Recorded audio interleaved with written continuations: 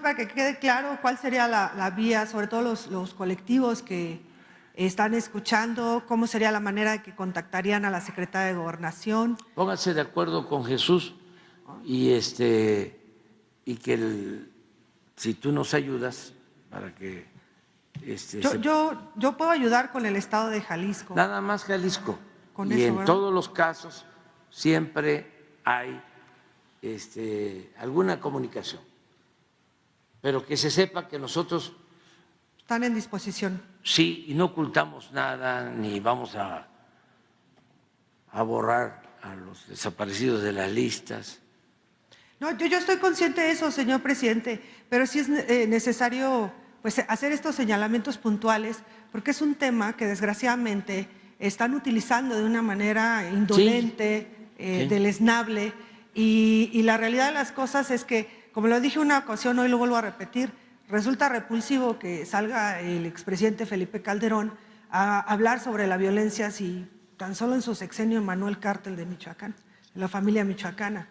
Entonces, son actos que también uno dice que salgan a manifestarse por el tema de los desaparecidos. Si la mayor parte de los desaparecidos que hoy se quieren achacar en este sexenio emanaron de Felipe Calderón, y sin contar que no registraba a los desaparecidos, esas cifras se obtienen por los colectivos que emanaron también por el sexenio de Felipe Calderón. Y la otra, sin contar con el sexenio de Enrique Peña Nieto, que los colectivos, y eso se sabe muy bien, por ejemplo, en Veracruz, de desapariciones forzadas. Entonces, todas esas cifras llega a un punto en que no da la cifra que daba Carla Quintana. Y no porque no sea en este sexenio, sino porque está encubriendo, y lo puedo decir sin temor a equivocarme, sexenios anteriores. ¿Por qué? Porque cabe mencionar solamente, ya para cerrar este tema, que Carla Quintana, Enrique Irazoque, Emilio Álvarez y Casa, pues emanan de la OEA. No es un secreto que Emilio Álvarez y Casa, pues pertenece a la OEA, ¿no? Y trabajó ahí, digo, tan es así que tan solo en el tema de los 43 desaparecidos de Ayotzinapa, tiene una demanda del 2016, Emilio Álvarez y Casa, por desvío de fondos, en donde se le acusa que, de hecho, esa demanda está en la antes PGR, en donde se le acusa un desvío de 2.65 millones de dólares y el otro de 1.250 millones de dólares. ¿Por qué?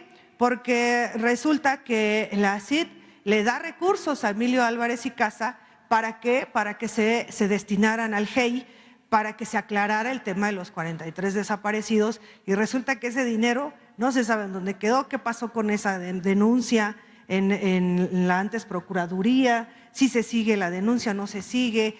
Y la otra, para pasar al siguiente tema, digo, eso es como información, ¿no? De hecho, ahí está la carpeta, ¿no?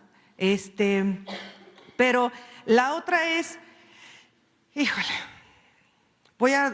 ojalá me sepa explicar.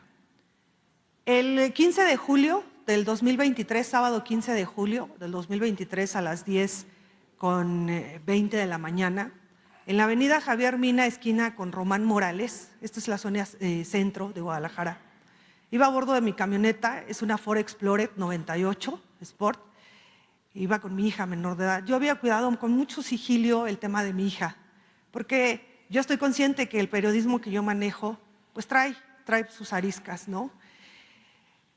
Hasta ese momento no se sabía que yo tenía una hija. Nos balearon. Tengo identificada la camioneta, el número de placas.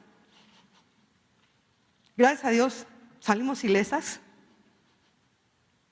pero me enfrenté a una serie de corrupciones por parte del Mecanismo de Protección a Periodistas, Activistas y Defensores de Derechos Humanos, por parte de la Fiscalía General de la República, de las instalaciones que están en 16 de septiembre, igual en Guadalajara, Jalisco, porque fueron 2 intentos, en el primero fueron 2 detonaciones.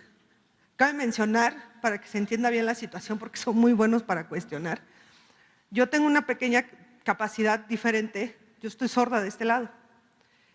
En el primer intento nos quiso impactar la camioneta de mi lado, y yo escucho 2 estruendos, pero no los percibo porque fue de este lado. Yo me subo al camellón, de hecho, en donde yo me subo es en la mera esquina de Román Morales. La camioneta se quita el alto de Javier Mina, circula, es una de las principales arterias del estado de Jalisco. A la hora que se quita el alto, la camioneta se ve obligada a seguir la circulación. Yo me quedé con la idea que era una persona que se había pasado el alto y que se iba a impactar con nosotras. Y yo pensé que las llantas del coche o de la camioneta se habían reventado porque me trepé al camellón y golpeé con una jardinera. Alcanzamos a tomar las fotografías de la camioneta, son la única imagen que gracias a Dios se pudo tomar, y un video pequeño de 8 segundos. Me tranquilicé, me eché de reversa, me bajo del camión, sigo la circulación y 2 cuadras después la camioneta nos vuelve a querer impactar. Y ahí es cuando yo entiendo que es un atentado, porque cuando yo volteo, yo veo al sicario con la mano extendida y donde me grita: te voy a matar, culera. Y yo vi cómo salieron las detonaciones. Lo primero que yo hice fue tratar de resguardar a mi hija. La agarré de su cabecita y la aventé, se golpeó contra el tablero. Y la única idea que yo traía en la cabeza era impactarme contra un Oxxo que está antes de llegar a Belisario Domínguez y Javier Mina. De hecho, contra esquina hay un Banorte. Cabe mencionar que en esas fechas estaba en obras esa avenida, estaban haciendo señalamientos y poniendo foquitos. Ya sabe, justificar presupuesto, ¿no? Empiezo a pedir ayuda, yo iba circulando con la camioneta. El sicario vuelve a hacer el intento, se va del lado derecho e impacta. Yo seguí manejando, se dan cuenta unos automovilistas, me dejan meterme, yo sigo de largo. Antes de llegar a San Juan de Dios hay un paso a desnivel, yo brinco, literal la camioneta brincó, entré al paso a desnivel para salir al centro ya. Yo no me di cuenta en qué momento dejó de perseguirnos la camioneta. Gracias, compañera. Doy vuelta sobre Degollado. ¿Por qué? Porque mi intención era llegar al centro, que está lleno de policías. Alcanzo a bajar a mi hija en la camioneta, le digo que corra. Le doy las gracias a la Escuela de Música de la UDG porque ahí resguardaron a mi hija, activaron protocolos para resguardar y cerrar las puertas. No había policías en la parte a espaldas pues, de la catedral. Yo sigo, agarro lo que es Alcalde y contra esquina de la rotonda de los Hombres Ilustres es cuando yo encuentro a 3 policías de turismo. Yo, dentro de toda la presión que traía, yo estaba segura que yo me había bajado de la camioneta, pero las declaraciones de los policías, ellos declaran que yo literal abrí la puerta y me aventé de la camioneta y la camioneta se siguió de largo. 2 policías, uno de ellos logra jalar la llave y se apaga la camioneta y el otro sostuvo la camioneta. Ahí yo me comuniqué con la vocería de la licenciada Rosa Isela, a la cual estoy profundamente agradecida, porque si no hubiera sido por su pronta acción no estaríamos mi hija y yo aquí. Se activó un protocolo para resguardarme. Yo me aferré que la denuncia se levantara en la Fiscalía General de la República. Yo confié en la Fiscalía General de la República. Hubo ahí un tastarateo entre Fiscalía General de la República, más bien entre los oficiales que fueron por nosotras para resguardarnos y elementos de la Fiscalía General de Jalisco, porque querían que se levantara la denuncia en la Fiscalía General de Jalisco. Total, vamos a dar a la Fiscalía General de la República en 16 de septiembre las oficinas en las instalaciones que están ahí en 16 de septiembre. Me negaron la atención, nos sacaron con seguridad privada, que ahí sale una pregunta: ¿por qué hay seguridad privada en edificios que son del gobierno federal si se conocía que iban a haber seguridad por parte de Protección Federal? Bueno, me dijeron 2 MPs que no me iban a levantar ninguna denuncia, que yo no iba a levantar ninguna denuncia en ese lugar, porque era un tema del Estado de Jalisco y que me fuera a la Fiscalía General de Jalisco. La gente que había activado el protocolo para resguardarnos y darnos protección pide o exige que se me dé la atención. De todo esto fue testigo auditivo, porque yo lo tenía en la línea, el funcionario Julio César Gallegos Estrada, que es del mecanismo, que es el primero que tuvo contacto conmigo, pero eso fue gracias pues, a la gente de Rosa Isela que se pone en contacto con ellos.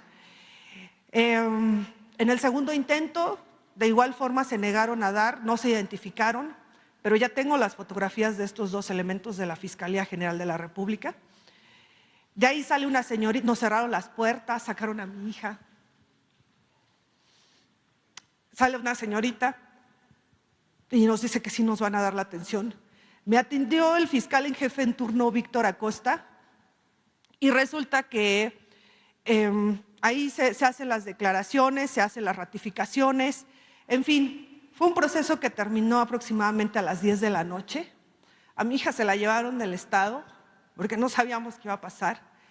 Tanto el fiscal en jefe de turno, Víctor Acosta, como el MP Fernando Navarro Guillén, que es el que levanta las declaraciones y todo, me habían dicho que se iba a girar un oficio en donde hasta que se definiera en la Fiscalía, en la FEADL aquí en la Ciudad de México, cuál iba a ser el protocolo que se iba a manejar en mi caso, pues que iba a haber resguardo por parte de los policías estatales de Jalisco, del municipio de Guadalajara.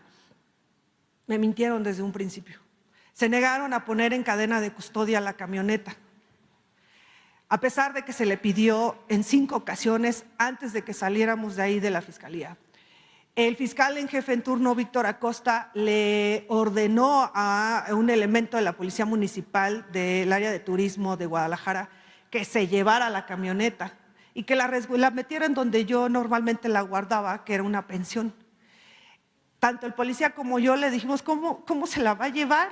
Hay que ponerla en cadena de custodia para hacerle los peritajes necesarios. No quiso. Me dijeron que al otro día iban a enviar un equipo especializado para hacer todas las diligencias. Nunca llegó ese equipo.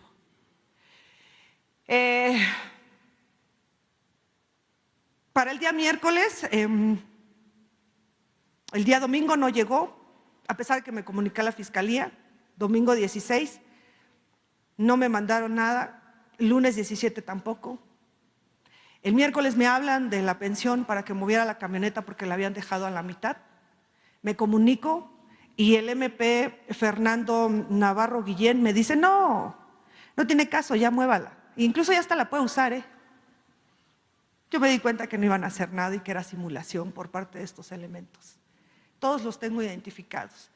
También los que mandaron que me sacaran y los que me dijeron, aquí no vas a hacer nada y te vas a la Fiscalía de Jalisco. Por parte del mecanismo, el primero que me da la atención es Julio César Gallegos Estrada. Cuando ya sabe que estoy compareciendo, él me dice, tengo que salir a una comisión, mañana nos comunicamos. En la noche se comunica conmigo del día de mi atentado, Luis Jaramillo Panchen, en donde él duró una llamada aproximadamente 2 horas, donde me estuvo haciendo una serie de preguntas, información delicada. Me dijo, al otro día, mañana te voy a enviar un correo para que revises todo lo que acabas de la información que me acabas de dar, porque te vamos a dar medidas extraordinarias. Nunca llegó ese correo. Al otro día, el domingo 16, se vuelve a comunicar conmigo Julio César Gallegos Estrada y me dice, le hablo para seguir con su caso. Me di cuenta que ni siquiera están coordinados. Yo le dije, es que ya me habló Julio César, Luis Jaramillo, perdón, y ya le di toda la información y estoy esperando a que me envíe la documentación. En la tarde, el señor Julio César Gallegos me manda un mensaje, todo está respaldado, todo lo tengo documentado, en donde me dice, me pregunta por mi nombre completo, si ese era, le dije que sí. 40 minutos después me dice, bueno, pues ya está incorporado al mecanismo. Y le dije, ey, pues, ¿cómo voy a estar incorporado al mecanismo si no he firmado nada? No me han enviado nada, no he revisado nada.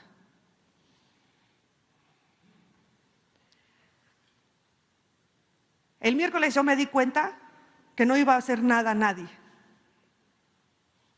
No es por mí, señor presidente, es por mi hija. Yo soy lo único que ella tiene.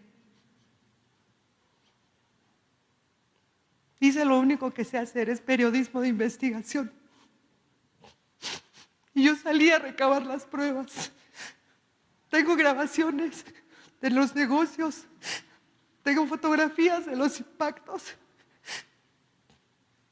Un amigo que es perito me ayudó a hacer los peritajes de la camioneta. El día de mi atentado, cuando me bajaron de la ambulancia, un policía municipal de Guadalajara, que también ya tengo su fotografía, lo tengo identificado, cuando me bajan de la ambulancia se me acercó y me dijo, mira, si te hubieran querido matar, te matan. Esto nada más fue un mensaje para que le bajes. Ya bájale, mija. Este policía pertenece al área de violencia contra la mujer en perspectiva de género. Hubo 2 testigos, 2 policías ciclistas del municipio de Guadalajara que tuvieron que retirarlo. La Comisión Nacional de Derechos Humanos, a pesar de que ya le envié todas las pruebas, no ha hecho nada. La Fiscalía General de la República, el fiscal en jefe en turno, Víctor Acosta, no me volvió a dar la cara, ni siquiera sé si reverdar es su nombre, pero el que sí tengo verificado es Fernando Navarro Guillén. Giraron un oficio para que me dieran medidas de protección, pero aquí viene todo lo que empieza a emanar de la corrupción. ¿Por qué? Porque no puede ser posible que tú declaras que elementos de la policía municipal, en mi caso del estado de Jalisco, municipal de Guadalajara, te dan el mensaje claro y conciso y te mandan protección con policías municipales de Guadalajara. 1, 2. El primer oficio que enviaron en la fiscalía fue por violencia doméstica. Yo tuve que hablar con los directores de la policía municipal del cuadrante donde me están dando la protección y exponer y decir, esta es la situación real. Desde ahí empezó a mentir la fiscalía, desde que se negaron a poner en cadena de custodia la camioneta, que era una prueba fundamental, desde que no fueron a peinar la zona, no fueron a sacar casquillos, no fueron a ver los impactos en los 2 áreas, porque sí hubo impactos en los negocios. Todo fue simulación. Por parte del mecanismo se atrevieron a decir a ONGs nacionales e internacionales que yo estaba dentro del mecanismo. Y eso es una mentira. Yo jamás he estado dentro del mecanismo. Sería un acto de incongruencia de mi parte porque yo sé cómo está el mecanismo. Yo fui la periodista que llevó la investigación de la corrupción dentro del mecanismo. Yo quiero dar las gracias a toda la prensa del estado de Jalisco, que sin darse cuenta me dieron un escudo. ¿Por qué? Porque ellos levantaron la voz por mí. A la prensa nacional, a la prensa internacional, a las ONGs nacionales e internacionales. Pero por parte del mecanismo vengo a descubrir que se simulan protecciones. Vengo a descubrir y tengo cómo sustentarlo.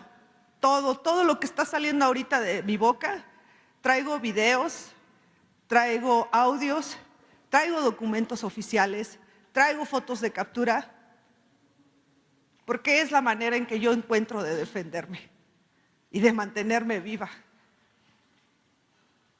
Las pruebas que yo logré recabar como videos, los impactos, etcétera, igual me vi obligada, porque la Fiscalía General de la República no hizo nada.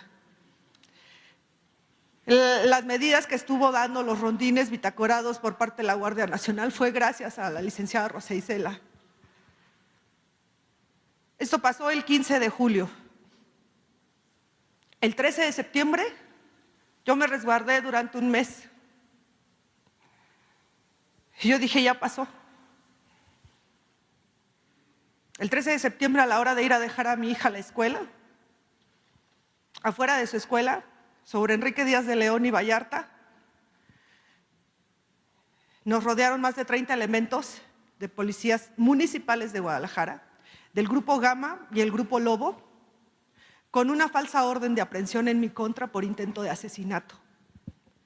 Quien encabezó este operativo fue la oficial Verónica del Castillo, del Grupo Gama. Yo iba a dejar a mi hija a la escuela. Hay un 7-Eleven en esa esquina de Enrique Díaz de León y Vallarta. Mi hija se baja a la camioneta para dirigirse al 7-Eleven, comprar algo para desayunar, y a un costado está la escuela. A mi hija, la oficial Verónica del Castillo, la golpeó dentro del 7-Eleven. Es menor de edad. A mí me golpearon los vidrios, elementos del Grupo Lobo con armas largas. Me quisieron doblegar y quebrantar por medio de mi hija. 2 horas y media estuvimos atrincheradas en la camioneta porque a mi hija ya no la dejaron entrar a la escuela. Rodearon la escuela. La única manera que yo busqué para defenderme fue transmitir en vivo. Eso está documentado también. E incluso se ve cuando la oficial me dijo: entrégate y dejamos a tu hija. Ahí está en vivo, encapuchados, sin identificarse. Bendito Dios a la gente que estaba viendo la transmisión, y otros compañeros que estaban viendo la transmisión se comunicaron con la Guardia Nacional. Llegó la Guardia Nacional, fue de la base de Tlaquepaque. Ellos tienen todo fielmente documentado. El que iba encabezando el 13 de septiembre esa situación, de hecho está en vivo todo eso, llegó y lo primero que hizo, dijo: quiero ver la orden de aprehensión. Nunca existe una orden de aprehensión, señor presidente. Llegaron al grado de decirle al que iba enfrente de ese convoy que me entregaran y que dejaran que la niña se fuera.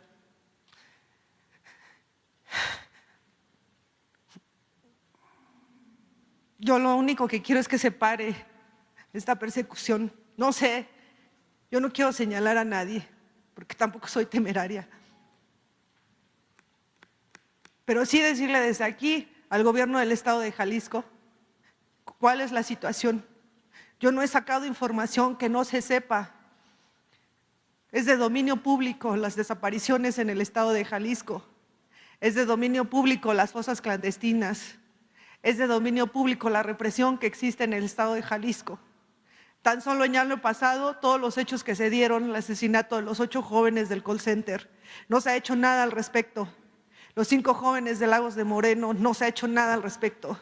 El reciente asesinato del activista ambientalista Higinio de la Cruz, activista en contra de la minería.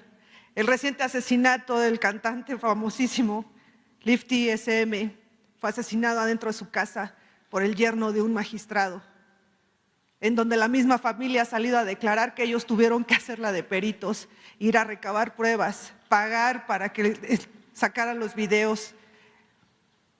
El tema también de las recientes bolsas que encontraron, no es un secreto. Ahora, yo le diría también desde aquí al fiscal general de la República, Alejandro Gertz Manero: yo lo único que quiero es acceso a mi carpeta. Yo confié en su fiscalía y no han hecho nada. Al mecanismo de protección a periodistas, activistas y defensores de derechos humanos. Mire, señor presidente, estos son los botones de pánico que da RCU Sistemas. No es mío, aclaro, pero es necesario hacer esto. Estoy apretando. Y traigo el número, traigo el celular de la persona que le pertenece a esto. Y así me voy a quedar hasta que acabe la exposición, a ver a qué hora suena el teléfono. Está el caso de la compañera indígena Marcela Ñondá. En el 2017, saliendo de la radio comunitaria de Guerrero, le metieron 3 balazos en la cara. Le destrozaron toda esta área de la cara. La sacaron, la resguardaron, pero sin previo aviso le quitaron el mecanismo. La FEADUL soltó su caso y en el momento que la FEADUL soltó el caso, el mecanismo le retiró todo. La compañera fue al estado de Guerrero porque ella lo que quería era regresar. Se ha visto obligada a separarse de sus hijos. Y le dijeron en el estado de Guerrero que no podía regresar porque representaba un peligro. Ojalá pudiera ser escuchada. Yo un día a usted lo escuché que aquí decía, ¿cómo hacen falta los periodismos de investigación? Señor presidente, sí existimos. Somos los reporteros de provincia, porque gracias a nosotros existe la noticia. Hay buenos, malos, como todo, pero sí existimos. Y yo lo vuelvo a repetir, a los que nos están matando, a los que nos están desapareciendo y levantando, somos a los periodistas de provincia. Y la otra, también detecté de parte de RSU los famosos traslados que nunca se llevan a cabo, pero los obligan a firmar a los que están dentro del mecanismo. ¿Por qué? Bajo la amenaza que les van a quitar el mecanismo. Falsas protecciones. Hasta que yo salí y di declaraciones, yo dije que el mecanismo pruebe que yo estoy dentro del mismo. Que saque los documentos, los engaños que le dan a los compañeros. La nueva funcionaria que entró encargada de la valoración, la jefa de Julio César y de Luis, me lo dijo por teléfono el día 13 de septiembre, querida, tu caso no amerita para más, que tengas suerte, y me colgó. Esa llamada está grabada. Y de ahí me contactaron varios compañeros que se han dado cuenta que los tienen dentro del mecanismo y no tienen ni siquiera este famoso botón, que lo sigo apretando y no ha sonado el teléfono. No sirven. Y que quede muy claro, yo no quiero al mecanismo, porque sé la corrupción que emana de ahí y la manera en que engañan a los compañeros. A mí me dijeron, te vamos a dar medidas extraordinarias. Las medidas extraordinarias no es un botón que no sirve ni rondines bitácorados que nunca se llevan a cabo. ¿De dónde se van ese dinero que ellos ponen? Ahora cabe mencionar, Enrique Irazoque también emanó desde la misma línea de Emilio Álvarez y Cázar. Hasta apenas que se fue Alejandro Encinas, se va Enrique Irazoque. Pero también nosotros detectamos un caso de un estadounidense en donde él viene peleando su situación desde el 2013, que fue levantado por policías municipales de Taxco, Guerrero, y ha peleado durante 10 años. Tenemos audios en donde Enrique Irazoque lo señala a usted directamente diciendo, pues son órdenes del presidente, yo no puedo hacer nada. Y entonces puedo entender por qué los compañeros que buscan al gobierno federal terminan resentidos por la manipulación de la información. Ahora, el tema de los pagos de reparaciones de daño. A este estadounidense, 15 días antes de que se fuera Enrique Irazoque, lo citaron en la secretaría. Se reunió con Enrique Irazoque y le entregó una hoja, hecha en Word, sin membretar ni nada, en donde adentro incluía a un licenciado que es de una ONG, pero también está en derechos humanos, y en donde la reparación de daños iba a ser por más de 3 millones, pero de ese dinero le iba a dar un porcentaje al representante de la ONG. Empezamos a jalar la madeja y nos dimos cuenta que por el caso de la guionista de Michoacán, Guadalupe Saavedra, igual la mandaban de un estado a otro, Guanajuato, Tlaxcala, Ciudad de México, porque sus hijos siguen en manos de una red de trata de blancas. Y resulta que nos vamos dando cuenta que es una manera de operar. ¿Por qué? Porque tanto Carla Quintana, Enrique Irazoque y el comisionado de Derechos Humanos de Guanajuato estaban en la CEAP en el 2016. ¿Cómo lograron entrar a este gobierno? Lo desconozco. Pero sí, estos que estaban en el 2016 en la CEAP se salieron y empezaron a encabezar ONGs. ¿Cómo es la desviación? pues resulta que todos llegaban en manos de Enrique Irazó, que está todo documentado, en donde él ponía a sus amigos en la lista de reparación y las víctimas se veían obligadas a dar un porcentaje de esa reparación. Entonces, solamente aquí salen dos preguntas. Una, ¿por qué seguir manteniendo a un fideicomiso que es el mecanismo de protección a periodistas, activistas y defensores de derechos humanos si no prevé, no protege y no reincorpora? Porque lo de menos es que nos maten. Pues dicen, pues ya muerto el asunto, se acabó, ¿no? Pero cuando no nos logran matar, el mismo día de mi atentado en Guerrero mataron a Matus. Y en el 2019 Matus fue víctima de un atentado y sobrevivió. Tal reciente caso de otro compañero que se lo expusieron en una mañanera. No lo mataron a él, pero sí a su familia. ¿Y qué hizo el mecanismo? Nada. ¿Por qué estas desviaciones? Porque no son auditables y se escudan con el tema de seguridad. ¿Cuál seguridad? Te sacan cuando te extraen, pero te condenan a la muerte mediática, a la muerte social, a la muerte laboral, porque nadie te quiere dar trabajo, porque nadie quiere cargar con una granada, en cualquier momento te pueden, si no te mataron a la otra sí te matan. La indiferencia también que existe por parte de los colegas. Mientras no estemos unidos, nos van a seguir matando y desapareciendo. Y la otra, a la compañera Marta, ella venía aquí a las mañaneras. No sé si usted la ubica, ella venía vestida de huipil. Y ella al final de la mañana se acercó para entregarle un folder. Por ese acto no la volvieron a dejar entrar en las mañaneras. Una vez usted dijo, la libertad no se implora, se conquista. Usted ha sido testigo que han sido 2 ocasiones que me ha bloqueado las entradas en las mañaneras. Una, usted fue muy claro aquí y dijo, no, se te va a regresar. Y también tengo que ser honesta, yo no sé qué está pasando en la vocería de presidencia, porque sí es real que te prohíben la entrada si violas. Si te tardas, te amenazan con quitarte la acreditación. Si te tardas, te quitan fechas, un trimestre. Si usted dice entrégamelo y uno se acerca y se lo entrega, te castigan, porque viene en el reglamento. No hay igualdad, no hay piso parejo. ¿Por qué? Porque si esto pasa con los corporativos, no pasa nada. La otra, no nada más a la compañera Marcela, es a la que le han prohibido la entrada. Ha sido también al colega de Monterrey, Jonathan Hernández, por una investigación que sacó de Claraluz. Está también el compañero de Coahuila, don Albino, una amplia trayectoria. Solamente le daban un día. No tienen caso con el gasto que se hace de Coahuila para acá. Y la otra es, de esto está consciente el vocero de la presidencia, Jesús Ramírez Cuevas, porque yo en su momento se lo he hecho saber.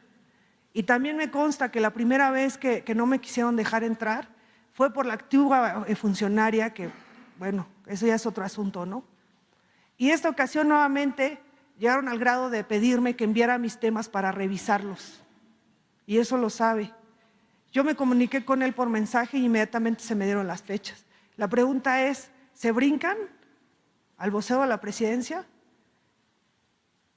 ¿Dónde está el piso parejo? Si no es, desde el momento en que te ponen una regla, depende de los suscriptores, son los días que te dan, no hay piso parejo. Y en el momento que nosotros venimos aquí y exponemos investigaciones, exponemos temas, nos vulneramos, porque ya tenemos rostro, ya tenemos apellido, y desde el momento que ya no nos dejan entrar, quedamos en total indefensión, porque el único escudo que tenemos es dar la nota. Yo solamente quiero pedir si me apoya para que me entreguen mi carpeta, si hay manera que reciban a la compañera Marcela. Y la otra, ¿por qué no analiza el tema de desaparecer el mecanismo y que usted cree uno a conciencia por víctimas? Porque es un negocio redondo el mecanismo. Muy bien, mira, le voy a pedir a Rosa Isela que platique contigo, que te atienda, sobre todo lo que expusiste, informarte que se está haciendo una revisión en general de todo lo que tiene que ver con la protección de los derechos humanos. Hubieron cosas que se heredaron de las pasadas administraciones, como tenían problemas de conciencia, se fueron creando una serie de organismos autónomos y de mecanismos para el combate a la corrupción, para la transparencia, para la defensa de derechos humanos, para el combate a la discriminación, para todo. Crearon toda una estructura, siempre hemos hablado de eso, para simular de que se atendían las cosas. Y se aprovechaban organizaciones no gubernamentales, supuestamente no gubernamentales, de la llamada sociedad civil, organizaciones sociales. Se fue creando toda una estructura de intermediación y aparatos burocráticos con presupuesto. Entonces, hemos ido avanzando. Por ejemplo, puedo decir que ya en todo lo que tiene que ver con los programas de desarrollo, los programas de bienestar, todo se entrega de manera directa a las personas, a los beneficiarios. Ya no hay intermediación.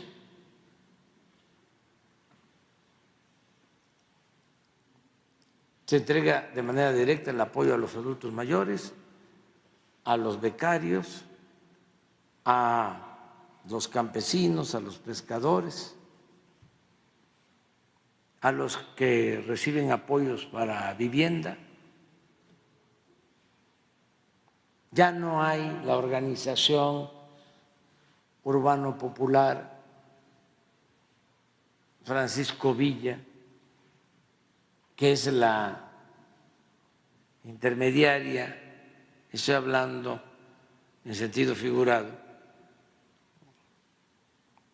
que recibe el dinero del gobierno y esa organización le entrega el apoyo supuestamente a los demandantes de vivienda. Ya eso no existe, ni tampoco en el campo. Habían organizaciones que recibían miles de millones de pesos el presupuesto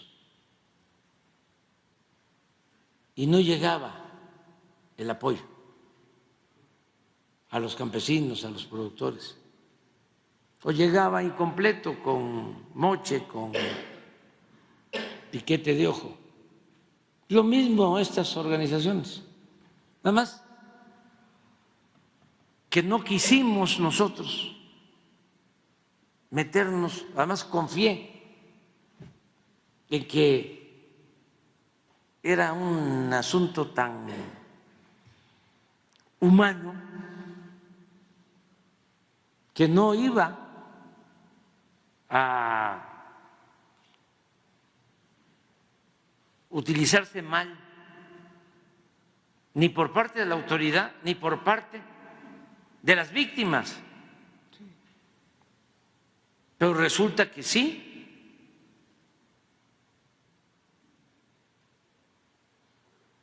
Entonces, ahora estamos haciendo toda una revisión. Y el neoliberalismo o neoporfirismo o la política de pillaje que impusieron los oligarcas se apoyaron en todas estas organizaciones supuestamente independientes de la sociedad civil. La oligarquía el conservadurismo creó todas estas organizaciones supuestamente independientes, no gubernamentales. Fue un movimiento mundial, al grado de que se crearon todos estos movimientos con el propósito de que se olvidara o que no se volteara a ver el problema de la corrupción, del saqueo, de las privatizaciones.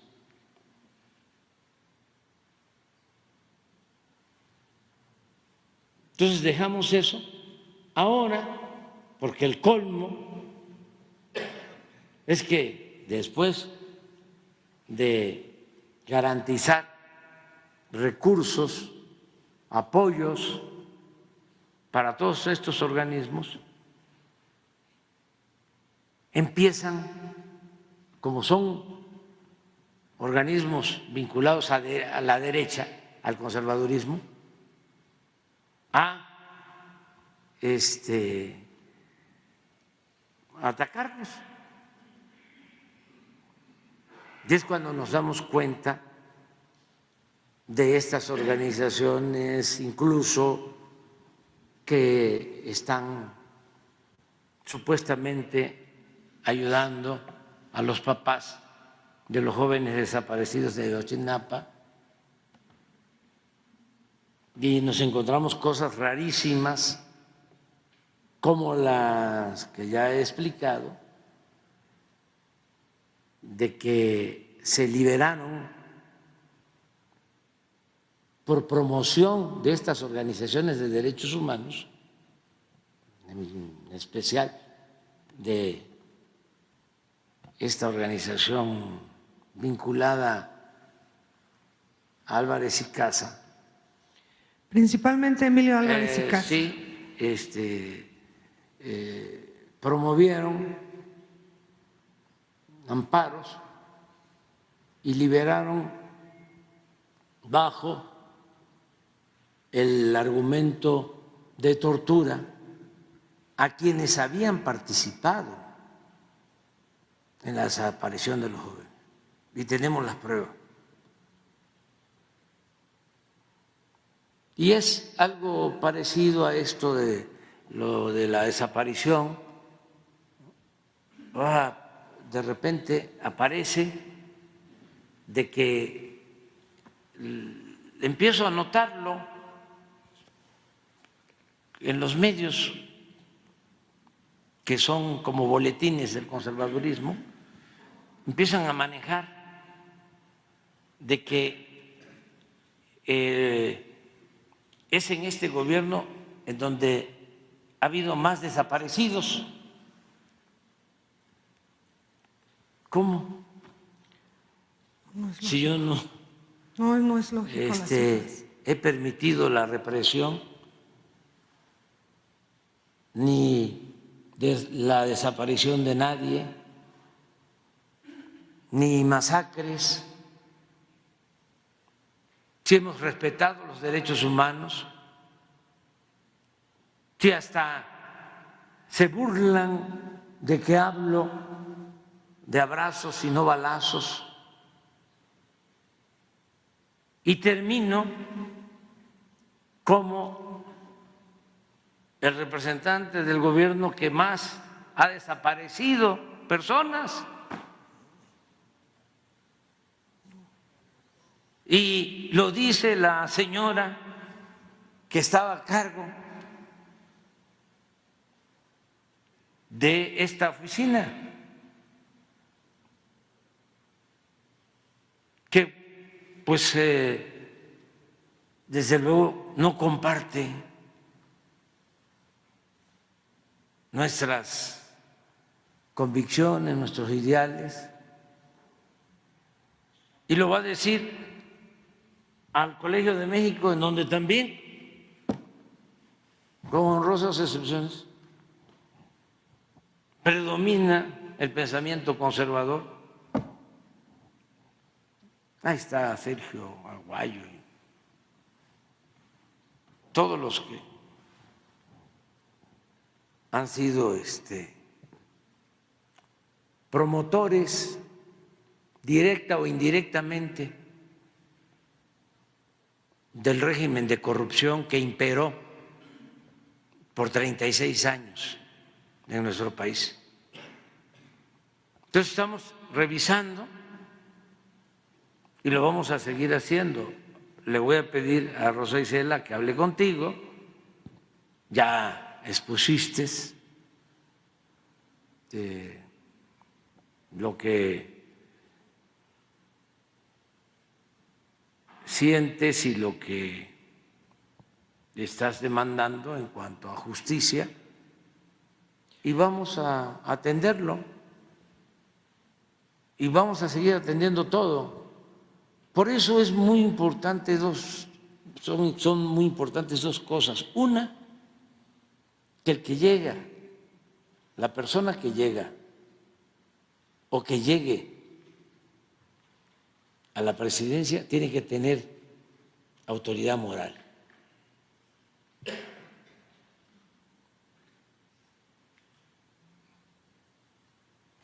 ¿Cómo tiene que ser? Ahora que van a empezar los candidatos, candidatas.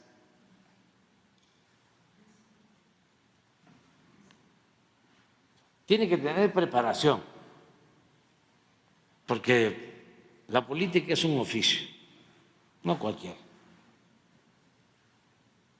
Así como el oficio de ustedes.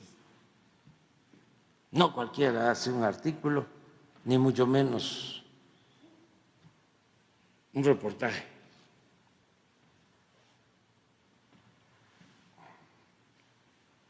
Una crónica. No cualquiera. Entonces, tiene que tener oficio, tener una formación. Luego, tiene que ser una persona honesta. Ya la gente no quiere a corruptos. Lo tercero, tiene que tener convicciones, ideales. No puede ser un ambicioso, una ambiciosa, vulgar. Tiene que haber ideales, tiene que haber principios.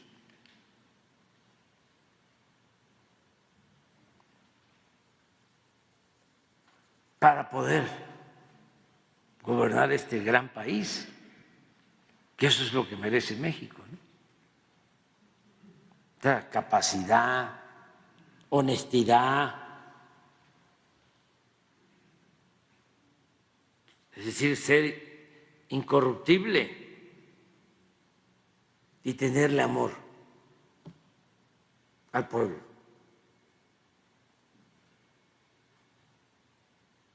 Y una cuestión más, no ser una empleada o un empleado de los potentados, tener como amo al pueblo de México.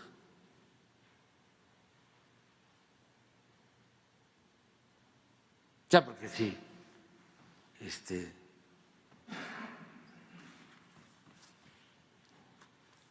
no lo puedo decir porque me van a cepillar. Pero si la promoción, los promotores son de grupos de intereses creados, ¿a quién le va a servir? ¿La presidenta o el presidente? Pues a los grupos de intereses creados.